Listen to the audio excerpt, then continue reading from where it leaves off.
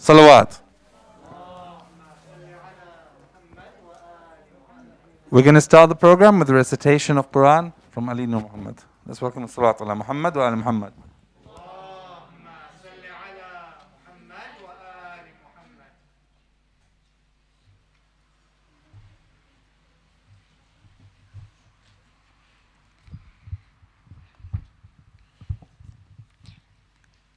أعوذ بالله من الشيطان الرجيم. بسم الله الرحمن الرحيم. ألف لام را. تلك آيات الكتاب المبين. إنا أنزلناه قرآنا عربيا لعلكم تعقلون. نحن نقص عليك أحسن القصص بما أوحينا إليك هذا القرآن وإن كنت من قبله لمن الغافلين. إذ قال يوسف لأبيه يا أبت إني رأيت أحد عشر كوكبا والشمس والقمر رأيتهم لساجدين. قال يا بني لا تقصص رؤيك على إخواتك فيقيدوا لك كيدا.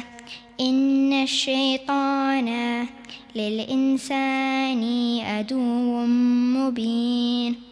وكذلك يجتبك ربك ويعلمك من تعويل الأحاديث ويتم نعمته عليك وعلى آل يعقوب كما أتمها على أبويك من قبل إبراهيم وإسحاق إن ربك عليم حكيم.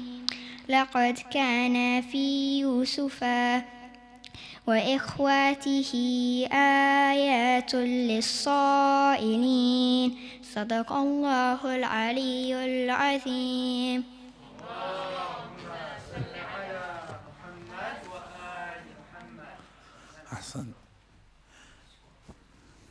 Before we start the main program, we'd like to share. We're going to share the news that many of you may have heard that Grand Ayatollah Sayyid Muhammad Sayyid Al Hakim, one of the four leading jurists in Najaf, has passed away today in his home.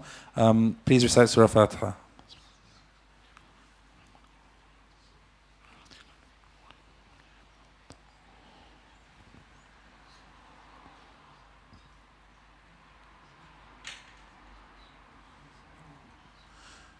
Today we're very fortunate to have Shaykh Zoheir Esmail joining us again, speaking to us on the death anniversary of Imam Zainul Abideen alayhi salam. Let's welcome him with Salaat ala Muhammad wa ala Muhammad. Shaykh Zoheir Esmail studied accounting and finance at the LSE before qualifying as a chartered accountant. Thereafter, Dr. Esmail began pursuing full-time studies in the Islamic Seminaries of Syria and London before moving to Qom, where he spent the last decade studying and teaching. He was awarded a doctorate in philosophy from the University of Exeter with his thesis. Salaat. Allahumma salli ala Muhammad wa ali Muhammad wa ajil farajhum. Assalamu alaikum wa rahmatullah. أعوذ بالله السميع العليم من الشيطان الرجيم. بسم الله الرحمن الرحيم. وصلى الله على سيدنا محمد وعلى آله الطيبين الطاهرين. اللهم صل على محمد وآل محمد. قال الإمام زين العابدين في مجلس يزيد في مسجد دمشق: أيها الناس، أعطينا ستا وفضلنا بسبع. أعطينا العلم والحلم والسماحة والفصاحة والشجاعة والمحبة في قلوب المؤمنين. وفضلنا بأن منا النبي المختار محمد صلى الله عليه وآله وسلم، ومنا الصديق، ومنا الطيار، ومنا أسد الله، وأسد رسول الله ومنا سبطا هذه الأمة من عرفني فقد عرفني ومن لم يعرفني أنبأته بحسبي ونسبي أيها الناس أنا ابن مكة ومنى أنا ابن زمزم والصفاء أنا ابن من حمل الركن بأطراف الرداء صلاة على محمد وآل محمد صلى على محمد وآل محمد. When I went to Qum, one of the things I really wanted to spend some time on and devote time to was to try and understand the history of our Imams, especially after Imam Hussain alayhi salam. I spent a lot of time trying to understand the events of Karbala, but I also really wanted to devote time to the Imams afterwards, because what I felt was that more or less my knowledge at that stage was the different sections of Kitab al-Irshad, very small summarized kind of idea of what the lives of the Imams were about. And so I wanted to go and expand that knowledge and to try and understand if there was anything more and how much more there was. And in order to do that, the first thing I found was I had to figure out the process of history. Now, the process of history, usually the way we take history is that we take it as a number of facts. We try and figure out the facts of history. And then what we try and do is we usually take those facts as it pertains to Islamic history. We take those facts from various sources of history. And then we construct a history. And we also find that most of the books that are written traditionally are books that narrate reports. So even if you take Kitab al-Irshad, for example, Kitab al-Irshad is a book that narrates various reports, puts them together, organizes them in some type of chronological order, and then presents that as history. But history is a lot more complicated than that. History is a mix of facts and that which connects the facts, or the narrative. And what we find is that facts are not all 100%. Not every fact that we have is a fact that we can necessarily rely upon. There are some things that are certain. They are called historical realities. Okay, so for example, the birth of the Prophet ﷺ is a historical reality. Or the event of Karbala is a historical reality. These are kind of things that you would put 100% probability against as being correct. But then, after that, it becomes a bit more hazy. And we can understand this because even if we have an event in this mosque, people will understand and witness that event from different perspectives. To get a bird's eye view from the level plane is something that is very difficult. People only see what they think. But beyond that as well, sometimes there are motivations to bend a story one way or the other by tampering with the facts. Okay? So sometimes if we want to make a certain person look like the bad guy, we'll move things about the event so that we can control that narrative, so that if somebody is looking at the report just as the report, they might come out with a bad picture of that person, or vice versa as well. If we're trying to promote somebody, then we might try and do that as well. So the process of history is a process of dealing through the facts and putting probabilities on facts. So what a historian will do is that they will collect the different reports, and then they will compare those reports, and then they will look for aspects of that report that fit into a more coherent picture. The picture is just as important as the fact. If your facts contradict that picture, then you have a pause for thought. That is a dilemma that you have to solve. So this is more like the process of history. And historians generally, I'm talking about Islamic historians here, they generally are slightly frustrated with approaches that focus purely on the chain of narration as it pertains to history. The chain of narration is a method of deciphering reports. Some reports, you would argue, have a better stance if they have a stronger chain of narration. But this is not really the way to deal with history. Because history, like I said, the more important issue here is the picture that is then built up, and how the different jigsaw pieces, as you see here, I've put jigsaw pieces, how the different pieces fit together and what picture they paint. If you have a picture that contradicts other aspects of how you understand religion, then that would be a dilemma for you. That would be something for you to think twice about. And recently, there has been much criticism on the process of the history of the Prophet specifically, the Prophet ﷺ, because Muslim scholars have generally just accepted reports. And the reason that they do this is that there is a mindset of laying authority in reports. Whereas sometimes we find that those reports are sometimes even contradictory to the Quranic narrative. So historians sometimes they are a little frustrated with this pure, if you like, method of looking at the chains, because that only deals with the facts. But the facts and the narrative are important as it pertains to Islamic history. So amongst the different books that I looked at when looking at the life of Imam Sajad alayhi afdalus salatu wassalam was this very important book here that you can see on the slide. It's called Jihad al-Imam al-Sajjad alayhi afdalus salatu wassalam, and it is written by Sayyid Muhammad Rida al-Hussaini al-Jalali. Now this book won a book prize for a number of books that were put forward to see, if you like, which is the best book about Imam Sajjad. This actually won the prize for that. And in this book, Sayyid Muhammad Rida tries to deal with a specific mindset that we have towards the fourth Imam. And that is that the fourth Imam generally is seen as the sick one of Karbala, the one who was sick.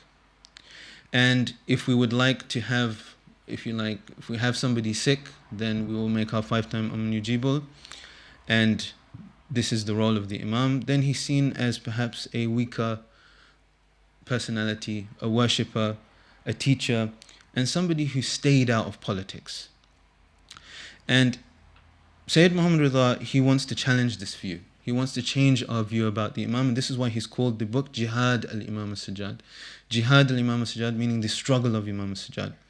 Because what I found as well in my process of trying to connect to the sacred history is that it is important to really try and grasp the challenges that our Imams went through.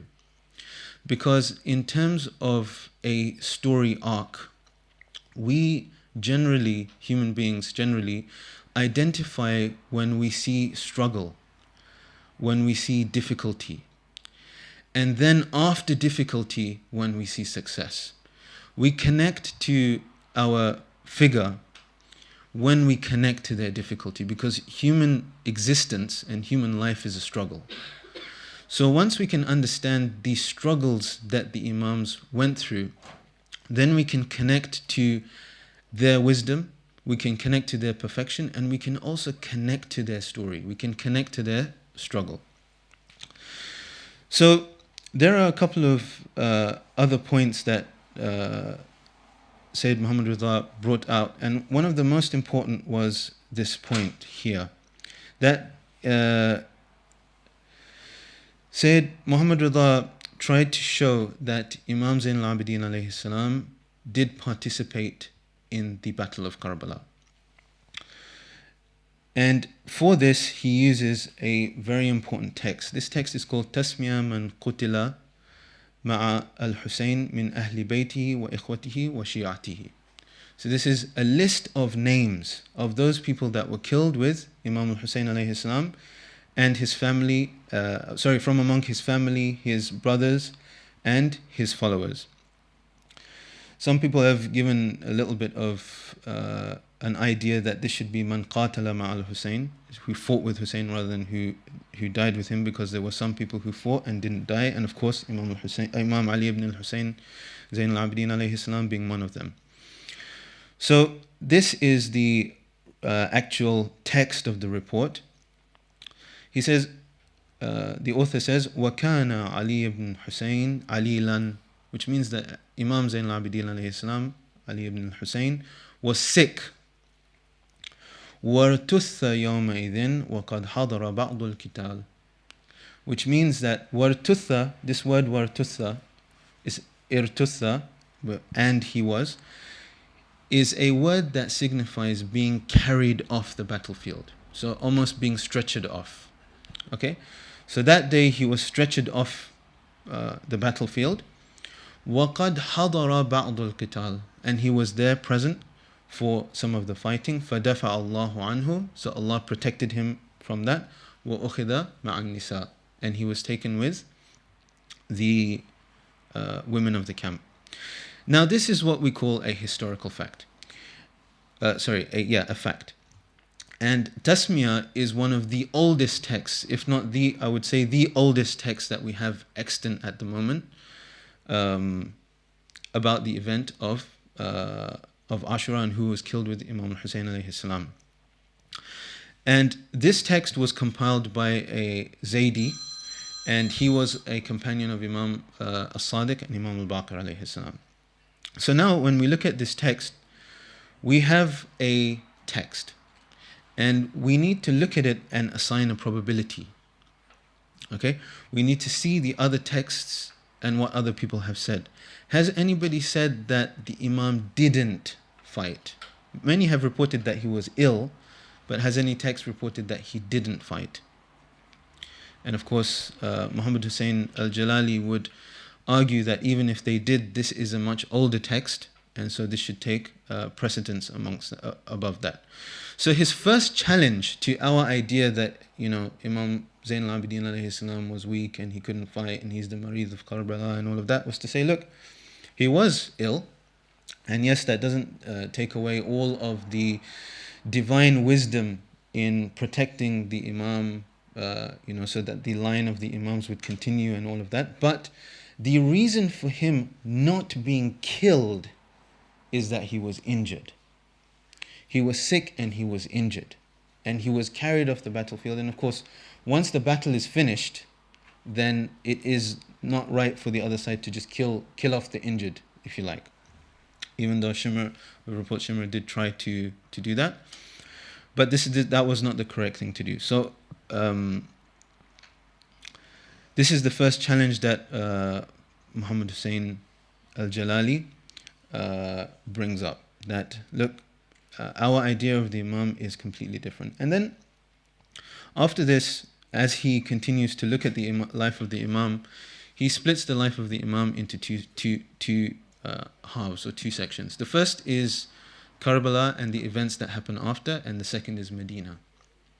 Now, if you take your mind back to the various stances that Imam Zainul Abideen alayhi salam had all the way through their journey through Kufa and their journey to Sham, how his standing in the court of Yazid, when we look at it, we might think that yes, that's the brave thing to do, but the Imam's life was seriously under danger at that time.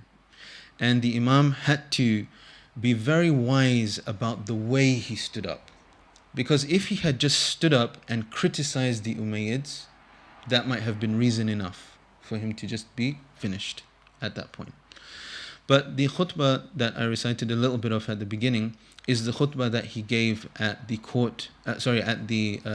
Masjid Dimashq, the Masjid in Damascus, where Yazid had ordered a preacher to go and speak about the negative aspects of Amir al-Mu'mineen alayhi afdal salatu wasalam and Imam al-Hussain, and to extol Yazid and Muawiyah.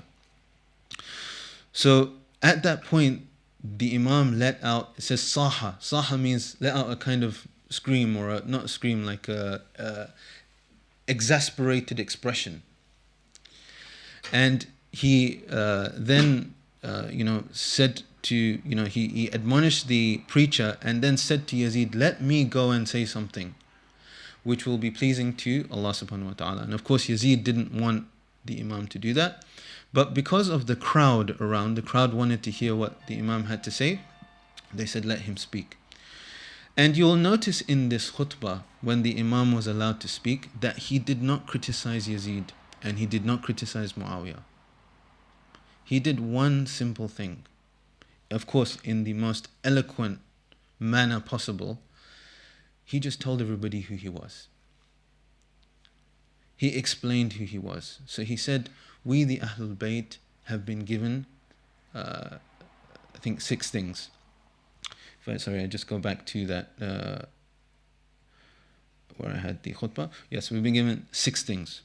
We've been given knowledge, we've been given clemency. Clemency is your lack of reaction towards ignorance, towards somebody who's being ignorant. You do not go down, if you like, to that level of ignorance. So if somebody just comes and shouts at you, you don't shout back at them. And we have in our hadith that the best garment of knowledge is clemency, this type of clemency. Was samaha, which means like a high station. Wal fasaha, fasaha meaning clear speech. Was shuja'a, meaning bravery. Wal mahabba fi qulub al-mu'minin, love in the hearts of those people who believe. And then وَفَضِّلْنَا, and then they're given, he also says that we have also been honored with another 6 things. And of course this here is the various personalities that are from Ahlul Bayt alayhim wasalam. And then he continues and says that whoever knows me, and whoever doesn't know me, I'll explain to him who I am. And then he begins a long khutbah where he explains who he is the son of. And of course he's the son of the Prophet sallallahu alaihi wasallam. So he brings all of these different beautiful traits, and in this way he is not, the government can't blame him. You cannot blame somebody for saying who they are.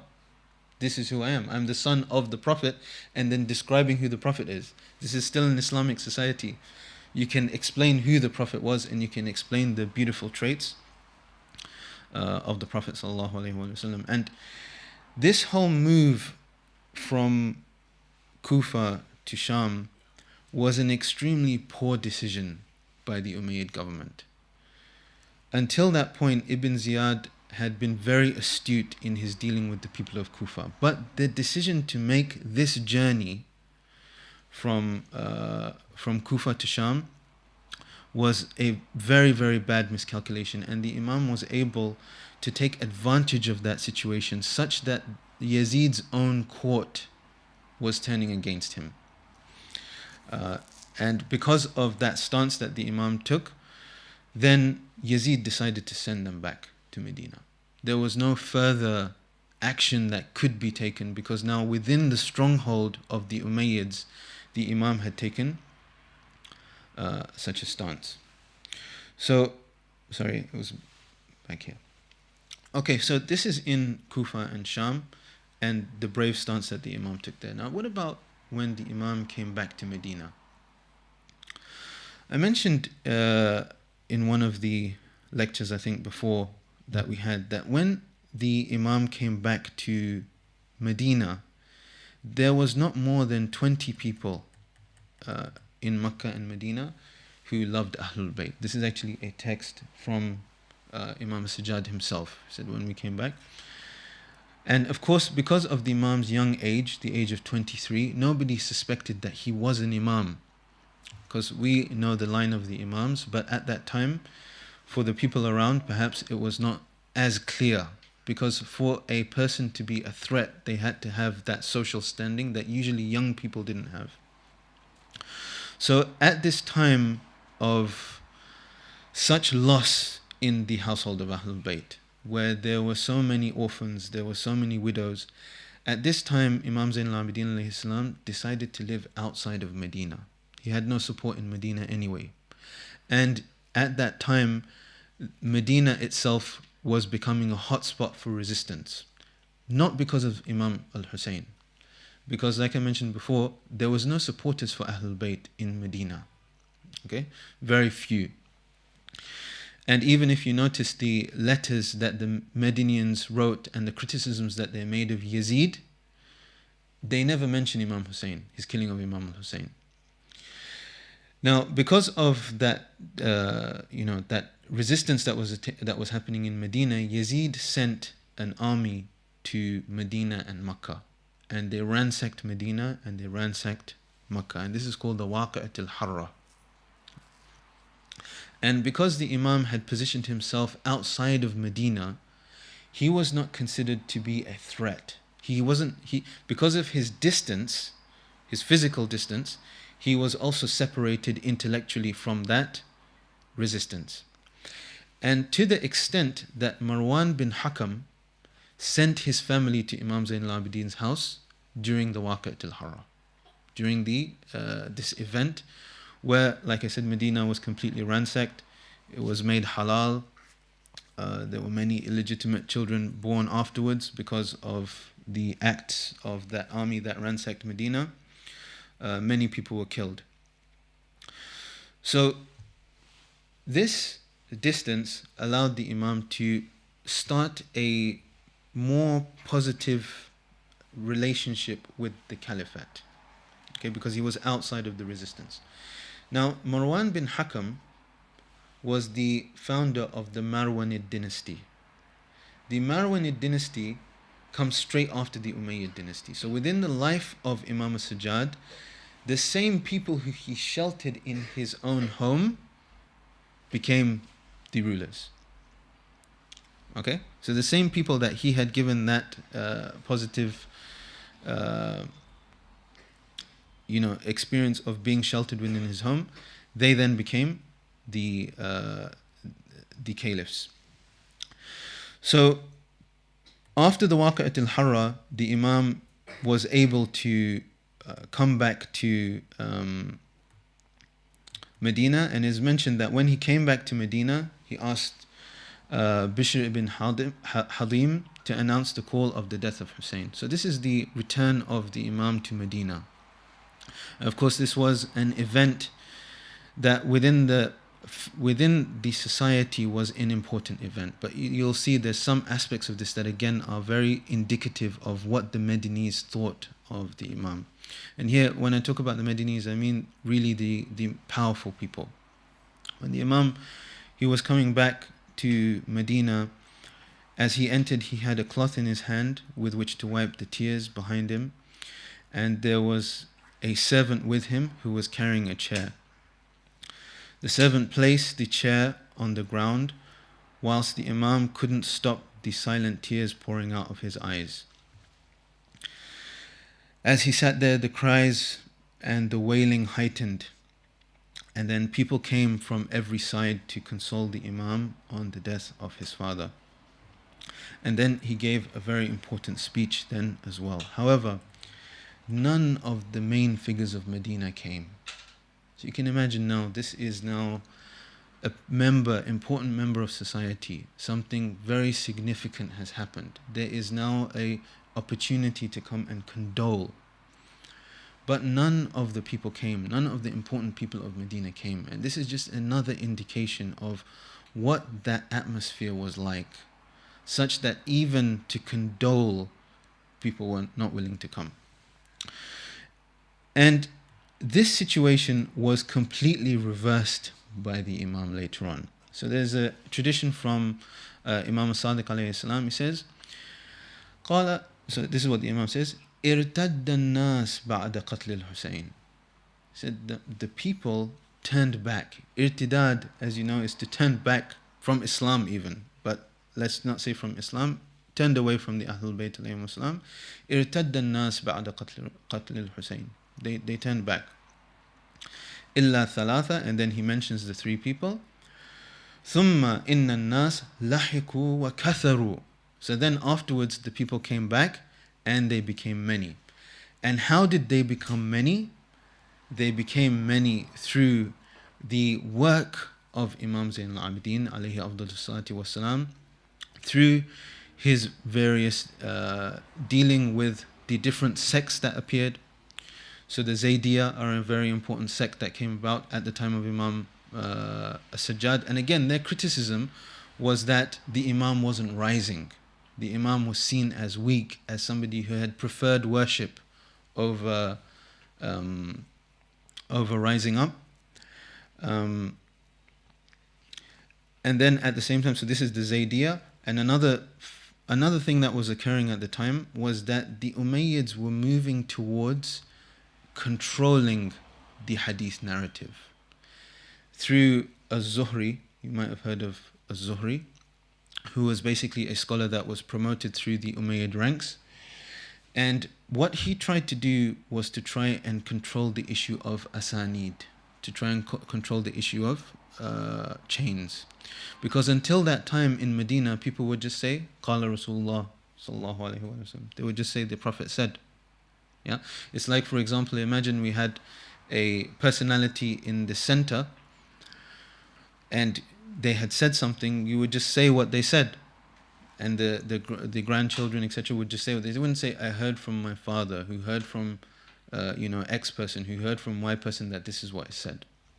So the issue of chains started to come about, and the control of the narrative, control of the historical narrative, and control of the facts.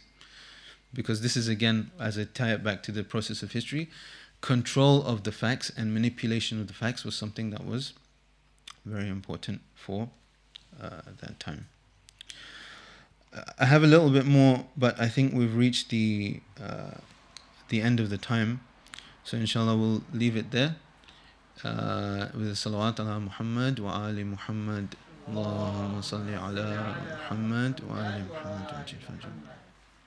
You have to have questions. Are there any questions from either side?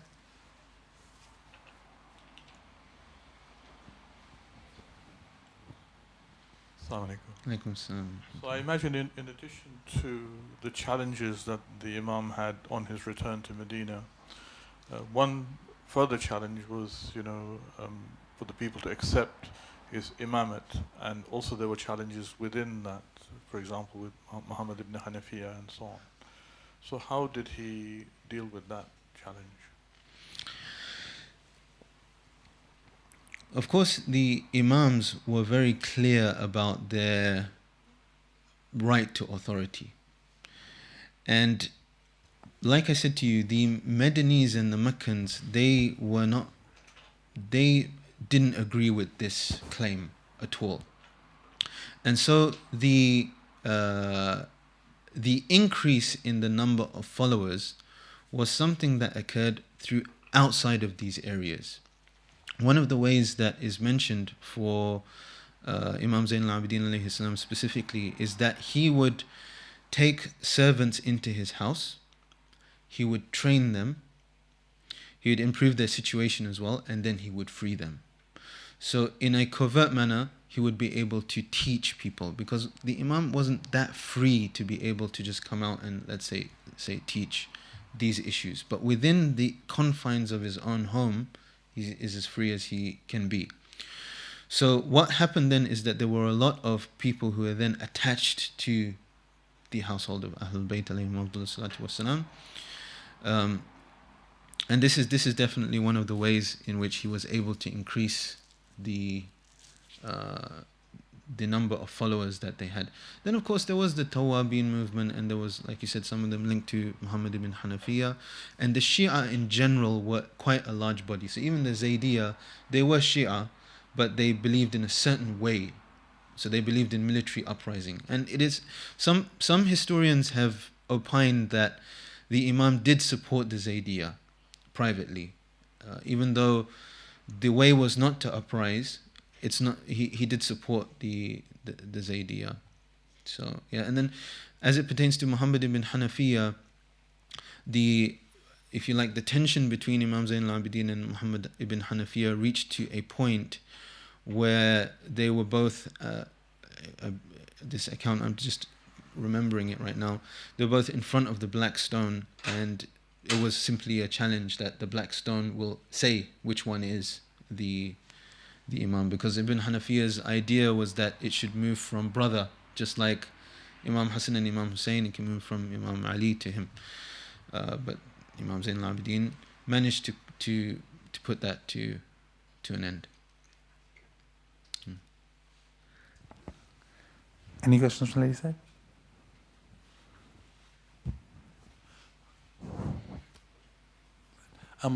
Just a quick question from me. In your understanding or study of the Imams and the narratives about them, do you come to the view that all the Imams would have done similar things in the circumstances they were at, or do you think that because, of course, human beings are different, have different things that are important, and there's no requirement for them to do the best thing in all circumstances, because, well, depending on your understanding of thing. Do you think that actually it's possible that other Imams may have done things in a different way at the time of Imam Zainul Abideen and the other Imams? Thank you. That's a very good question. You know, sometimes when this question is asked, there is a kind of presupposition that the decisions of the Imams are almost they're almost pre-programmed, such that one Imam can just replace another Imam, or another Imam can replace, and so on and so forth. So the idea is that, well, if they have different personalities, then maybe they will have done different things. What I think about this is that if you really reflect on the circumstances, as a person of intellect, you would have done the same thing. If that makes sense. What I mean to say here is that when you look at the decisions of the Imams, they are not something that are just supernatural. Like, you know, they just decided that, you know, Allah told them this was the best course of action. I'm sure there was supernatural guidance, that's without saying, but they are very logical actions according to the circumstance. So, for example, if you look at Imam Zainul Abideen's living outside of Medina, okay, what other choice did he have? Well, he could have gone into Medina. That's one choice. He could have gone somewhere else. Okay? So why did he decide to stay just outside of Medina? Right? You can see after the events have played out that was the most logical choice. The most logical choice, because where else was he supposed to go except for Medina? They'd just come back from Kufa, which was the other stronghold of Shi'ism. Or he could just go to the corners of the Islamic empire or something like that and become unknown. But in Medina, he was then able to lay the foundations for Imam al-Baqir and Imam al-Sadiq. In staying out of Medina, he had prevented his association with the Waqi'at al-Haram, because if he was associated with that's the end of the line of Imamah, because they wouldn't have hesitated, and like I said, the city was made halal, so even as collateral, almost, you could have been finished within the Waqi'at al-Haram. So the more you look at each of their circumstances, and the more you understand what is going on within that, and what the options are, if you reflect and think, okay, what else could have been done, you will consistently find the most intelligent option being taken. And this is what an Imam, this is one, like we discussed with spiritual intelligence, right?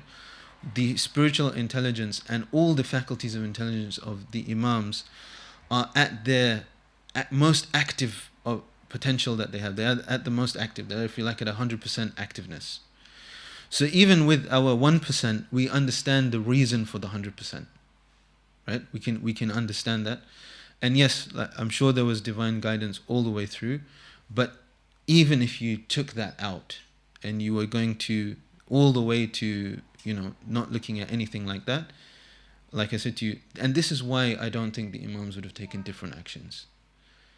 Because the Imam of the times chose the wisest action. Yeah. Any final question from either side?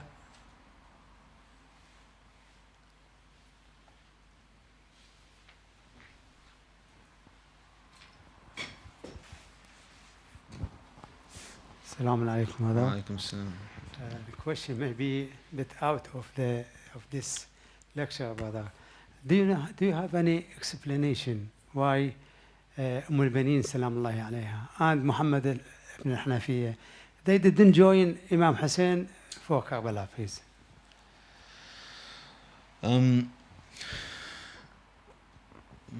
I don't have an explanation for that. Ibn Hanafiya just said he wanted to remain, so he didn't join. And al-Binin, I don't know why she wouldn't have joined, if she joined.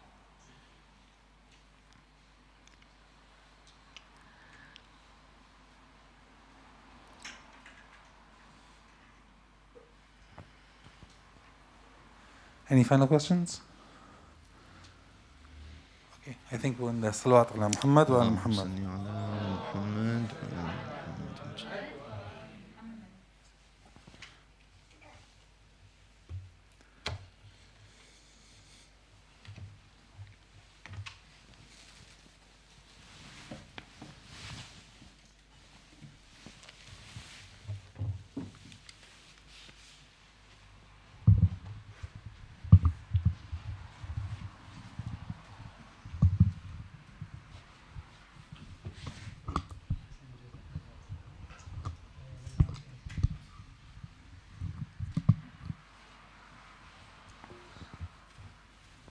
We are now going to have a Marshiya by Yusuf Nurmohamed.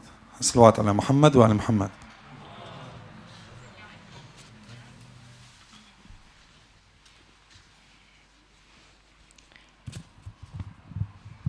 By Muhammad wa ala Muhammad, salawat. Allahumma salli ala Muhammad wa ala Muhammad.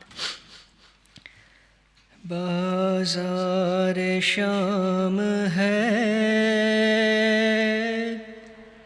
bazar Sham hai,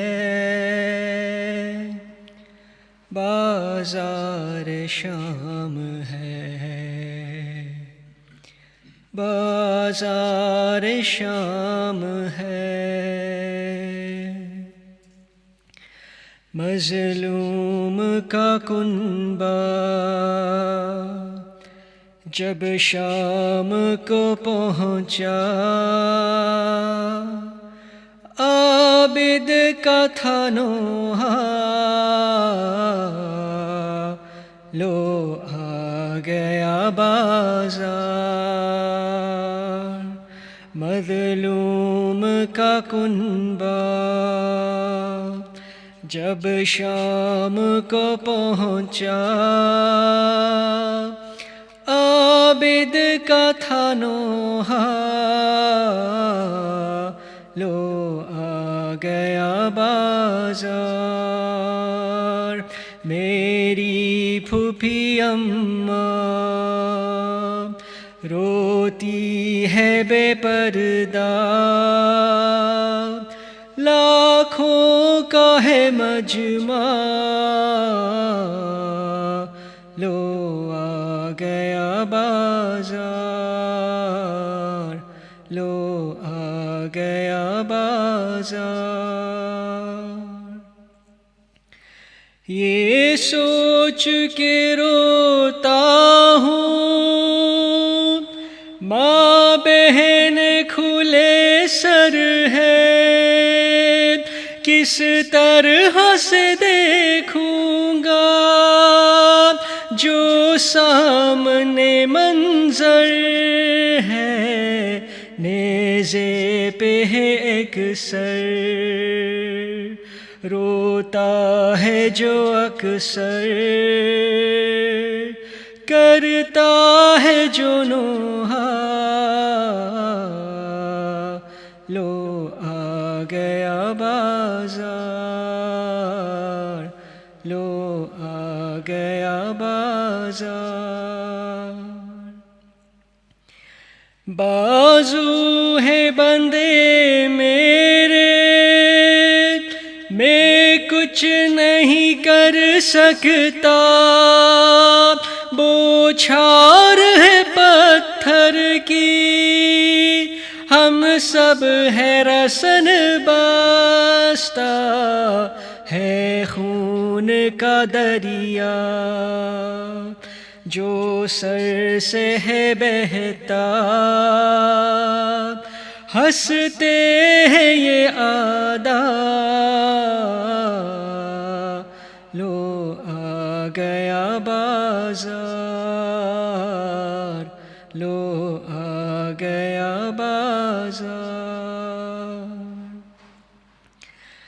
ہر ایک قدم بابا قرآن سناتے ہیں، اور آگ کے پتھر خود چہرے پہ وہ کھاتے ہیں، زہرا کا دلارا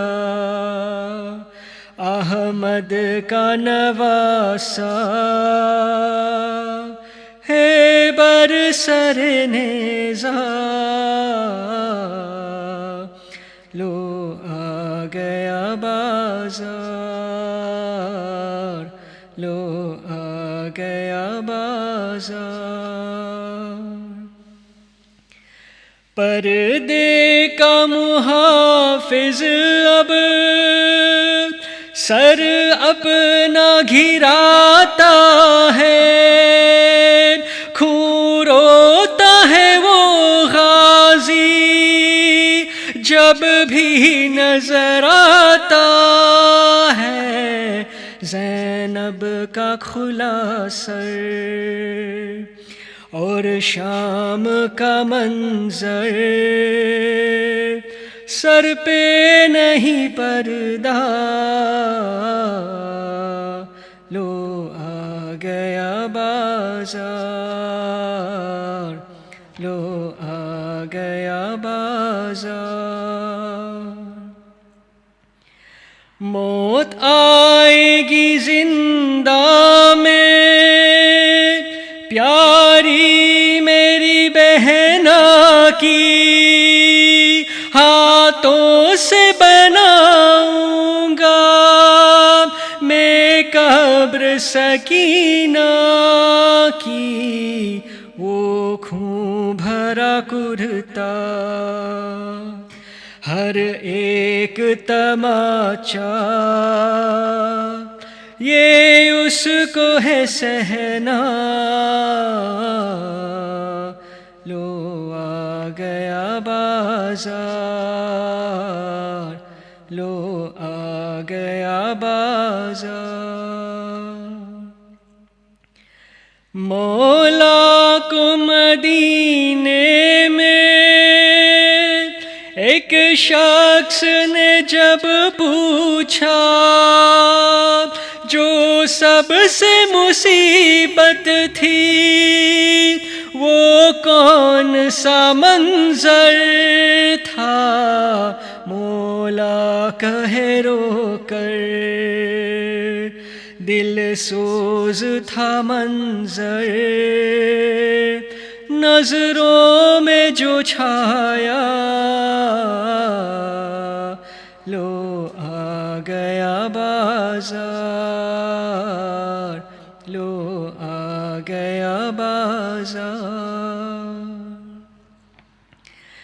جس بی بی کو سورج نے ہرگز نہیں دیکھا تھا، بے پردہ کھڑی تھی وہ شیطانوں کا مجمع تھا، چہرے کو اپنے بالوں سے چھپائے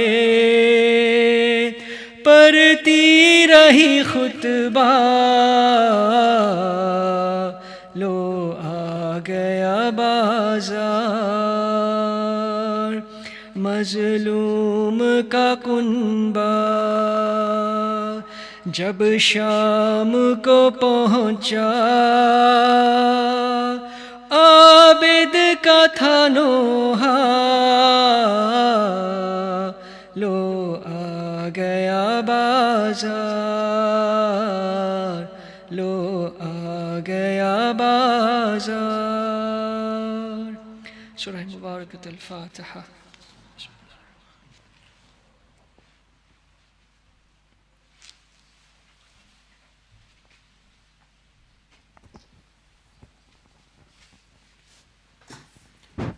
بسم الله الرحمن الرحيم. السلام عليك يا سيدي يا مولاي يا رسول الله، السلام عليك يا سيدي يا مولاي يا نبي الله. السلام عليك يا سيدي يا مولاي يا محمد بن عبد الله ورحمة الله وبركاته. السلام عليك يا رسول الله وعلى ابن عمك أمير المؤمنين علي بن أبي طالب وصي رسول رب العالمين. السلام عليك يا رسول الله وعلى بضعتك الصديقة الطاهرة فاطمة الزهراء سيدة نساء العالمين. السلام عليك يا رسول الله وعلى زوجتك الوفية الغراء خديجة الكبرى أم المؤمنين. السلام عليك يا رسول الله وعلى ولديك الإمامين الحسن والحسين سيدي شباب أهل الجنة.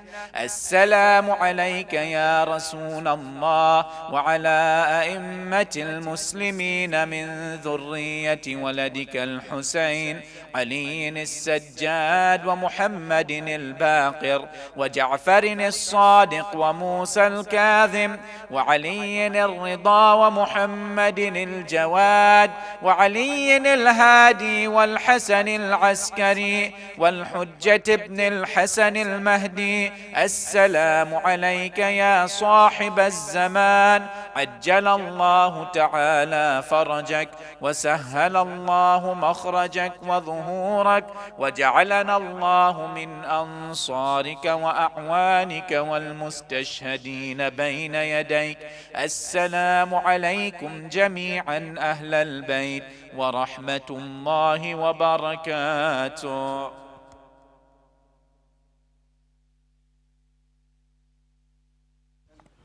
Just a couple of quick announcements.